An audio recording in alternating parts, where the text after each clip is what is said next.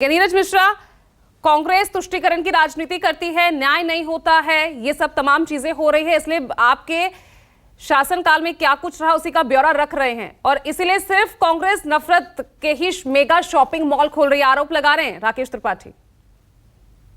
पूजा जी, मैं भाजपा के जो प्रवक्ता साथी हैं उन्हीं की बात से शुरू करता हूं, जो उन्होंने कहा कि यहां पर अपराधियों को जाति और धर्म देखकर बचाया जाता है। आज जब पहलवान बेटियां संघर्ष कर रही हैं एक अपराधी के खिलाफ, तो उसकी जाति और उसका धर्म क्या है और वो सांसद क्यों है और किस लिए बनाया गया है, इस पर सवाल उठ जाएगा तो भाजपा के साथी यहां से भाग जाएंगे। जब देश के अंदर किसान अपना आंदोलन कर रहे थे तो लखीमपुर खीरी में उनको जिस तरीके से रौंदा गया और जिसको बचाने के लिए उसका धर्म, उसकी जाति और उसकी राजनीति को आगे कर दिया गया, तो जब उसकी बात उठेगी तो ये भाजपा के साथी आपका पैनल छोड़कर भाग जाएंगे।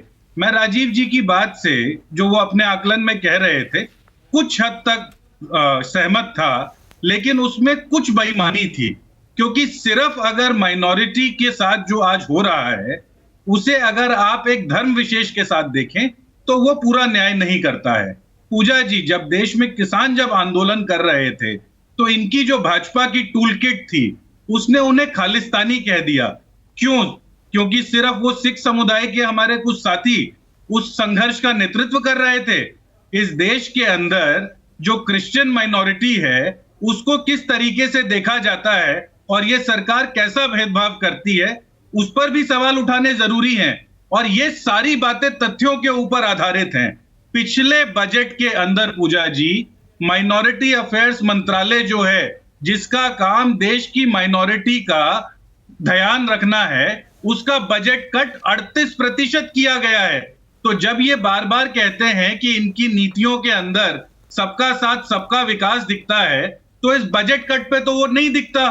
और सबसे बड़ी बात पूजा जी ये है, माननीय राहुल गांधी जी ने परसों कहा था कि हम जब जब इनसे सवाल उठाएंगे, मीडिया जब जब इनसे सवाल उठाएगा तो ये कहेंगे पीछे देखो। और वैसे उन्होंने एग्जाम्पल दिया कि अगर आप गाड़ी चलाएं और हमेशा पीछे वाले शीशे में देखते रहें तो आपकी गाड़ी चल नहीं पाएगी, जगह जगह एक्सीडेंट होते रहेंगे। तो भाजपा की यही स्थिति है, ये सिर्फ पीछे दिखा दिखाकर देश को जो बरगलाने का काम कर रहे हैं और जो आर्थिक और सामाजिक तंत्र के ऊपर जो इन लोगों ने एक प्रेशर डाल दिया है, उसके खिलाफ जो सत्ता संघर्ष है वो सबको करना पड़ेगा। और इन लोगों की जो छोटी सोच है और छोटी समझ है उस पर तो हंसी आती है।